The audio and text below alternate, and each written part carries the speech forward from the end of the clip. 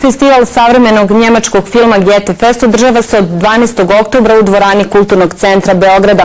Publika u Beogradu, Novom Sadu i Nišu imaće priliku da vidi ukupno 12 filmova tokom 7 festivalskih večeri. Festival je otvoren projekcijom filma rediteljke Doris Darije Pozdrav iz Fukushime. Film govori o mladoj Nemici koja bežeći od neostvarenih životnih snova putuje u Japan i pridružuje se organizaciji Clown for Help. Tamo, nakon nesreće u Fukushimi, sreće ostarelu gejšu, jednu od dve glavne junakinje filma. Selektor ovogodišnjeg festivala kaže da su se posebno posvetili i pitanju migranata. Pravljenje filmova je uvek bilo angažovano, naročito mali autorski filmovi. Tokom cele prošle godine imali smo izbjegličku krizu, prvo preko balkanske rute, a sada preko Italije i Grčke, tako da tu postoji veliki broj problema na evropskom nivou.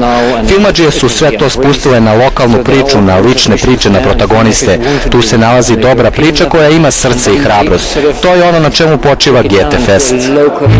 Završnica 5. Goethe Festa biće film Država protiv Fritza Bauera, Larsa Kraumesa, dobitnika Zlatne nemačke filmske nagrade za 2016 u brojnim kategorijama. Film se bavi Nemačkom nakon Drugog svjetskog rata i borbom nepokolebljivog državnog tužioca Fritza Bauera da izvede pred sud nacističke zločince i da ih osudi za zlodela koje su počinili u koncentracionim logorima. Mislim da je za Nemačku jako važno da se bavi svojom prošlošću i da samo ako pogledamo u prošlost i razumemo šta se tamo dogodilo, da se to neće ponoviti u budućnosti. Ovakvi filmovi su samo još jedan od podsjetnika na ono što se dogodilo i kako smo se izborili sa tim. Do srede će biti emitovani još i filmovi koji se bave odrastanjem, seksualnošću i izbjeglištvom. Za ovogodišnju selekciju Reality Bites realnost je sve prisutna, a često i bolna. Jelena Stiljković, N1 Beograd.